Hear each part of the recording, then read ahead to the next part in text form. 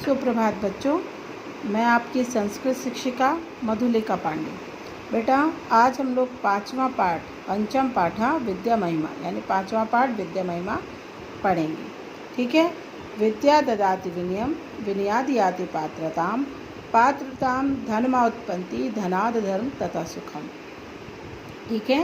विद्या से विनय यानी विनम्रता प्राप्त होती है, विनम्रता से योग्यता प्राप्त होती है, योग्यता से धन प्राप्त होता है और धन से धर्म प्राप्त होता है, धर्म से सुख प्राप्त होता है। ठीक है। फिर से सुन लीजिए। विद्या से विनम्रता प्राप्त होती है, विनम्रता से धन प्राप्त होता है, विनम्रता से योग्यता प्राप्त होती है, योग्यता से धन प्राप्त होता है, धन से धर्म प्राप्त होता है और धर्म से सुख प्राप्त होता है। ठीक है बेटा। विदेशेषु धनम विद्या व्यसनेषु धनम मतिः परलोके धनम धर्मा शीलम सर्वत्र धनम। विदेश का धन क्या है? विद्या। विद्या विदेश में धन के समान है। जो विद्वान होते हैं, है ना, वो विदेश में धन प्राप्त कर लेते हैं। ठीक है ना। व्यसनेषु धनम मति, लेकिन व्यापार में बुद्धि आपका धन होती है ना। जो व्यापारी होता है उसकी अच्छी बुद्धि ही उसे व्यापार में लाभ प्राप्त कराती है। परलोके धनम धर्मा, परलोक में धन जो होता है वो धर्म होता है। आप जितने अच्छे धर्म कर्म करते हैं वो बाद में आपके मृत्यु के पश्चात आपके लिए धन के समान है। शीलम सर्वत्र में धनम, लेकिन शालीनता है ना, विनम्रता सभी जगह धन के समान है। अर्थात यदि आप शालीन हैं तो वो चीज़ आपके लिए सभी, चाहे वो व्यापार हो, विदेश हो, लोक हो, परलोक हो, धन के समान होती है। ठीक है ना। सुंदरोपि सुशोलोपि कुलोनोपि महाधनम शोभिते न विना विद्या विद्या सर्वस्व भूषणम। ठीक है ना। आप भले ही सुंदर हों, सुशील हों, उच्च कुल में आपका जन्म हुआ हो, है ना, तो ये महान धन के समान अवश्य हैं।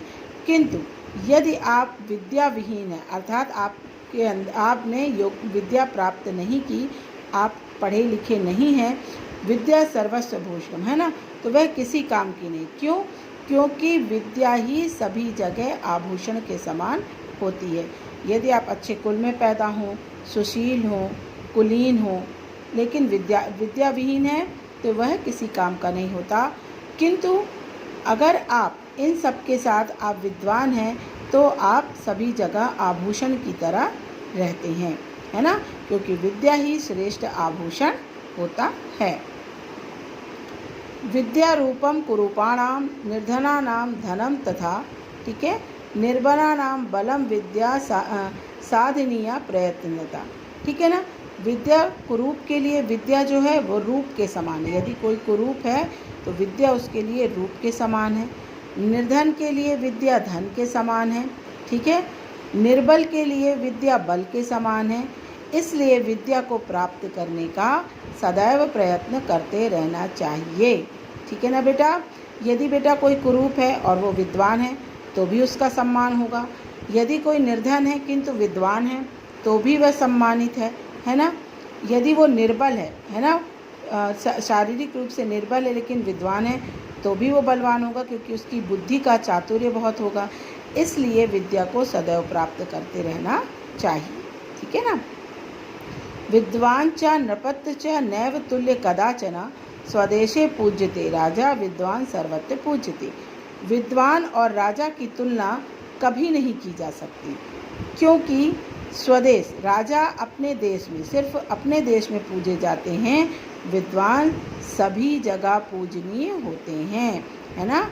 यदि कोई विद्वान है तो वो सभी जगह पूजनीय होगा, किंतु राजा सिर्फ अपने देश में पूजनीय है।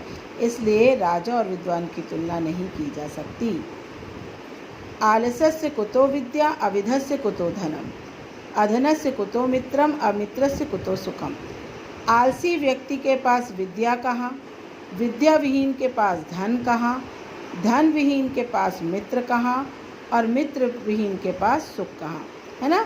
जो आलसी है उसे विद्या प्राप्त नहीं हो सकती, जिसके पास विद्या नहीं है उसे धन प्राप्त नहीं हो सकता, जिसके पास धन नहीं है उसके मित्र नहीं होते और जिसके मित्र नहीं है उसे सुख प्राप्त नहीं होता। ठीक है। पुस्तकस्तु तु या विद्या परहस्तगत धनम कार्यकाले समत्पन्ने नासा विद्या नाता धनम। ठीक है ना। पुस्तक में लिखी हुई विद्या और दूसरे के हाथ में गया हुआ धन कार्य के संपन्न होने पर न विद्या काम आती है न धन, अर्थात ऐसी विद्या और ऐसा धन किसी काम का नहीं होता जो समय पर हमारे काम ना आ सके। ठीक है। किम कुलेनेन विशालेन विद्या विहीनस्य देहिनीन अकलनोपि विद्यावान देवैरेपि सप्य पूज्यते। है ना। यदि आपने उच्च कुल में जन्म लिया और आप विद्या विहीन हैं तो क्या फ़ायदा, है ना। किंतु छोटे कुल में जन्म लेकर भी यदि आप विद्वान हैं तो आप सदैव पूजनीय रहते हैं, अर्थात उच्च कुल में जन्म लेने मात्र से आप लोगों के लिए आदर का पात्र नहीं हो सकते, है ना।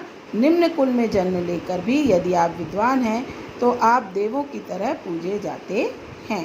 ठीक है ना बेटा। तो ये विद्या महिमा के श्लोक हैं। ठीक है। इन्हें आप अच्छे से समझें, सुने, बार बार सुने। अगर कहीं समझ में नहीं आ रहा तो आप फिर से पूछें, मैं एक बार फिर और अच्छा वीडियो बना दूंगी। अगर आपको लगता है कि और सरल भाषा होनी चाहिए, है ना। तो आपका दिन शुभ हो, आप स्वस्थ एवं प्रसन्न रहें।